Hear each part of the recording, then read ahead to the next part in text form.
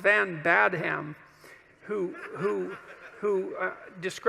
was described not by me as a writer, activist, and Twitter queen, which is, I think, like being the Red Queen in Alice in Wonderland, something like that. I went on her Twitter site today to find out how many followers she has, but apparently I'm not one of them because I'm blocked. And it kind of surprises me because I didn't know that I'd ever tried to follow her. But anyways, she said, and this was interesting, she said, I'm a Christian and a Marxist. And I thought, no. You can only be a Christian and a Marxist if you, well, there's a couple of ways. One is that you just want to be all things that are good at once, regardless of their internal contradictions. And so that would be one reason. And another reason would be that you don't know anything about Christianity or Marxism. And then the next would be that you're just compartmentalized. You know, like there's this idea that people can't hold two contradictory thoughts in their mind at the same time. Well, that idea was formulated by someone who's never met a human being, because you can hold like 50 contradictory thoughts in your head at the same time, as you know, whenever you argue with someone that you love, because you love them and maybe you even like them, but you also hate them and you wish that you could just crush them right there and then. And so, like, that's a lot of contradictory ideas, and that's probably only like half the contradictory ideas that are running through your mind at the moment. You know, so man, you're so full of contradictions that it's just beyond belief. And the only time, I mean, I know this because I read undergraduate essays. And what's interesting about undergraduate essays is it's so interesting because the undergraduate will make a claim in paragraph 1, and then in paragraph 7 will make the opposite claim, and they won't notice that they're intellectually incommensurate. And you know, that might happen 30 times in the essay. And the reason that works is because, well, they haven't been called on the paradoxes, but also because they haven't had to live the paradoxes through, because you really only straighten out your thought when you have like impulse A and impulse B, and they conflict at the same time, right? And you can either do one or the other, but not both. You know, if it's A today and B tomorrow, well, then you can hold those ideas simultaneously. But if it's A or B right now, then you have to decide, is A more important or is B more important? You have to put them in a hierarchy, and then you have to act them out, and you have to see what happens. And so then you find out if you're full of contradictions, and part of the way that you iron out your contradictions, which is very, very hard to do, is that you go out and you do a whole bunch of things in the world, like Socrates did. You go out and you have your adventure in the world, and you put your ideas to the test, and those that work out in a paradoxical or counterproductive manner you dispense with or put lower on the priority list or something like that. And that's how you discover that, you know, you can't hold incommensurate views simultaneously. Carl Jung said that something like, paradoxical views that are not made conscious will be played out in the world as fate. And that's really worth thinking about too. So if you have your, let's call it your typical negative experience, you know, this thing that just seems to just keep happening to you, bad luck, let's call it, it's highly probable that there's a set of ideas that are occupying you, preoccupying you, possessing you, that are driving you in this direction continually, and that you can't or won't work out the contradiction, and as a consequence, you know, maybe you think every woman is your mother, and you haven't noticed that you think that, and that you know, and it is something that people think, because women are, or mothers are women, and it's not a bad initial template, but you know, you gotta modify it to some degree. And you know, if that's an unconscious idea that you have and you continue to play it out, you may run into your continual, habitual negative experience with women, and you'll wonder what the hell is wrong with women, but it isn't the women that has the problem, it's you. And you know, if you run into problems with women all the time, then it's highly probable that the problem is you. So, not always, but generally. So well, let's go into this Marxist and Christian idea here just for a minute. So we'll start with some of the ideas of Marx. Well, Marx believed that people were basically socially constructed so that we were blank slates, and that whatever our nature was given to us essentially by our surroundings, but even more importantly by our social class, right? Because Marx was a theorist of social class and believed that the primary dispute, let's say, the primary motivator of human history, the primary driver of human history was something like the rich versus the poor, the bourgeoisie versus the proletariat, and that was a consequence of your social upbringing, and that your group identity was paramount. Okay, so there's nothing about that that's vaguely Christian. That's not how the Christian worldview works. It's not how the Judeo-Christian worldview works, because in that worldview, you're fundamentally an individual. Your nature is fundamentally attributable to you by God. You're fundamentally responsible to God, and and history itself is something like the playing out of your relationship to the transcendent. So those things aren't the same. They're not commensurate. You can't believe both of them at the same time. Marxism is a materialistic philosophy.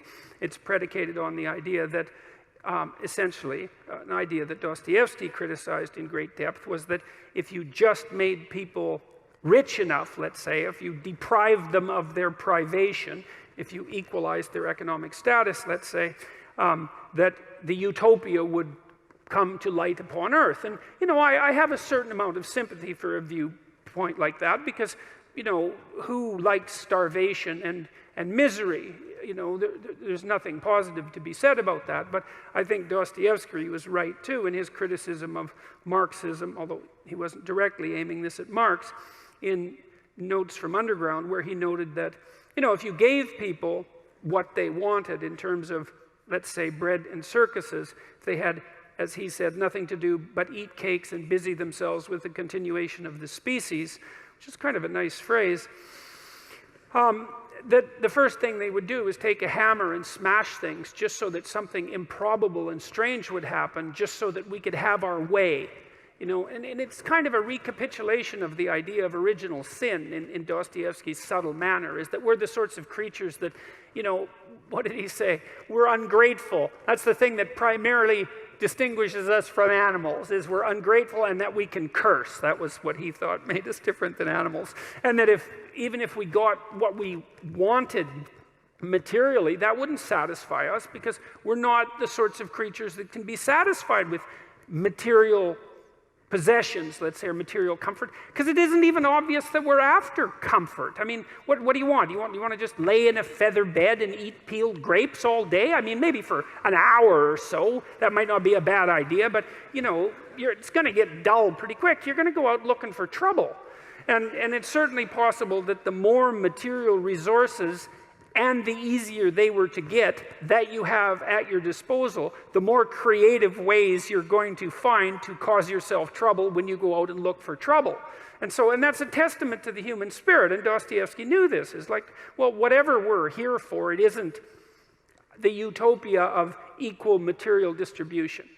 We're not looking to be fed and asleep, you know? And I don't know what it is that we're looking for. God only knows. Maybe what we're looking for is to continually keep looking, something like that. I mean, that's the sorts of creatures that we are. But the materialist philosophy is that, well, if you just provided for people economically, problem over. And no, wrong. I mean, most of you are, as given that you're going to be ill in one way or another, and that you're still subject to mortality and all of the terrible natural limitations that human beings are characterized by, you're about as well off as you're going to get. You know, the economic data already show that once you have enough money so that bill collectors aren't chasing you, which basically puts you, say, at the kind of in the upper reaches of the working class or maybe the lower end of the middle class, something like that, that additional money has absolutely no effect whatsoever on your self-reported well-being, which is something like a combination of positive emotion and absence of negative emotion. So you might like to think that, you know, if you were rich, your life would be better. And maybe it would be somewhat better, but it wouldn't be as much better as you might hope.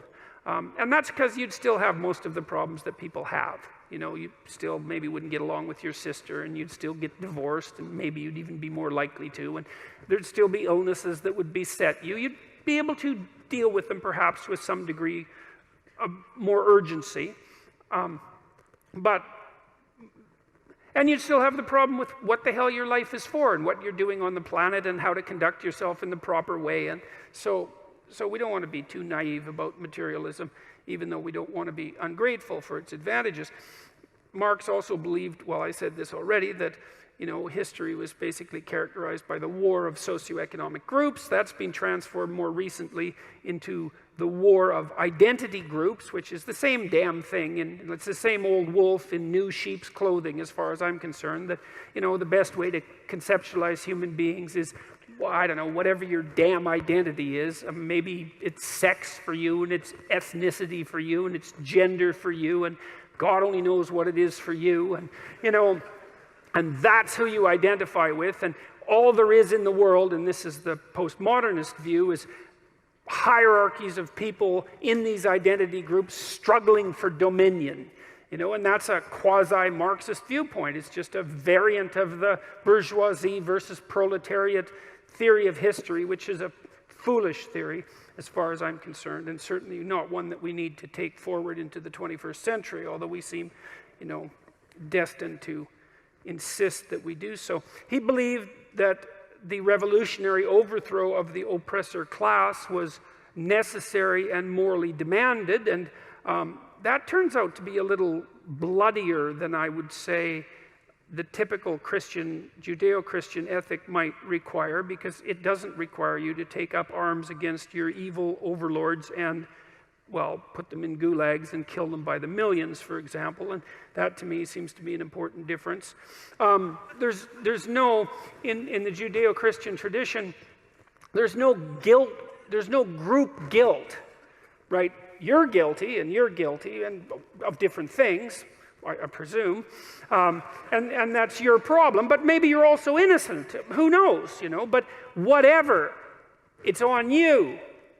It's not a consequence of your racial heritage or your ethnicity or your gender, any of those things. It's between you and God, let's say, or it's between you and the state even, but at least it's between you and the state or God. It's not like, well, you know, your father was a factory owner, let's say your grandfather, and so it was perfectly reasonable during the Russian Revolution and the Red Terror to vacuum you up along with your whole family and do away with you because you'd been irredeemably tainted by your bourgeoisie past. So that's another place where Marxism and Judeo-Christianity are, they're not just different, like they're opposite. You know, it's not just variant 1 and variant 2. These are like seriously different ideas. And so here's another reason you can't be a Marxist and a Christian. And then there's the idea that, you know, that Marx had, that religion was the opiate of the masses, which doesn't exactly sound like, I've always thought religion was the opiate of the masses, but communism, Marxism was the methamphetamine of the masses, let's say. Yeah, the meth of the masses. We had no idea with regards to opiates. So here's what Marx has to say about religion. The abolition of religion as the illusory happiness of the people is the demand for their real happiness. To call on them to give up their illusions about their condition is to call on them to give up a condition that requires illusions. It's interesting to me because it's not like the Judeo-Christian story was really a happy one, as far as I can tell. You know, I mean, there was heaven, but the chances you were going to get in, man, that was low.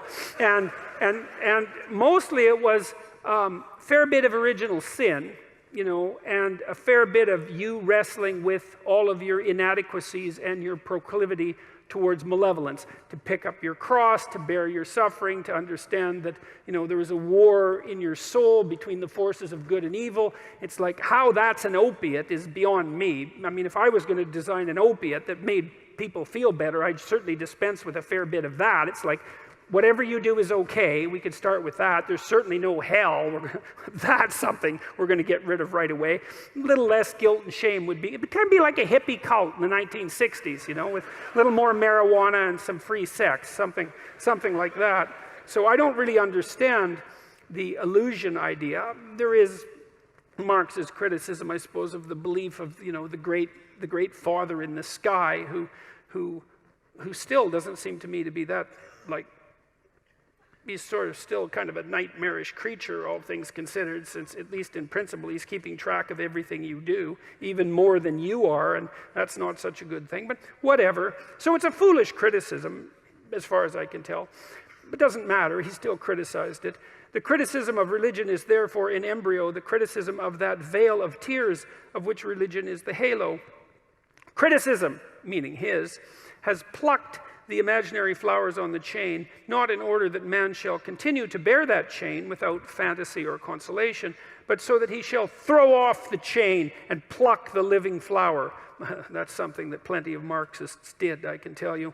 The criticism of religion disillusions man so that he will think, act, and fashion his reality like a man who has discarded his illusions and regained his senses, so that he will move around himself as his own true sun. S-U-N. Yeah, well, that's Marxism in a nutshell, all right. I mean, that's the fundamental definition of pathological narcissism. So that he will move around himself as his own true sun. Right. Religion is only the illusory sun which revolves around man as long as he does not revolve around himself.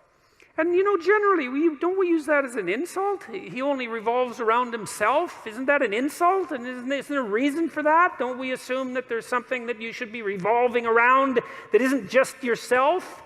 You know, and it could be many things, you know. It could be, well, someone you love, that would be a start. Could be a child, could be your partner in life. It could be your family in extension. It could be your community. It could be some noble ideal that you're trying to serve. It should be something other than you as the primary center of the universe around which, well, you and presumably everything else revolves. So I don't really see that as a particularly wise, what would you call it, philosophy. And as it manifested itself in the world, you know, I would say Stalin probably revolved around himself quite nicely, and don't you think? I mean, if you had to pick someone who was revolving around himself, it would be a pretty decent competition between Mao and Stalin, and that didn't seem to be for the best. So that's something to consider as well.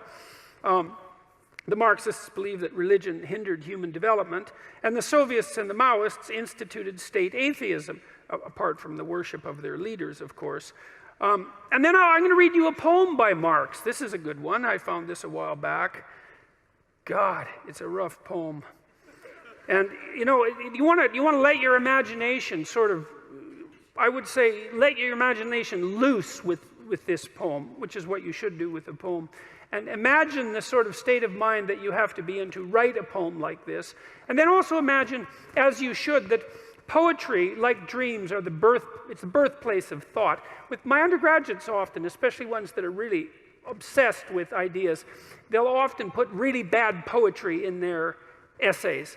And I'm not saying that in a cynical way, because bad poetry can have good ideas in it. It's hard to write good poetry, you know. But the thing is, often an idea that's extraordinarily emotional in content will manifest itself as a poem before it is able to articulate itself out into a fully expressed philosophy. And so I see this with my undergraduates. They'll really be obsessed with something that's bothering them, then they'll write some poem, often about a personal experience, and then as I help them shape the essay, they kind of unfold the poem into an articulated statement about the structure of reality.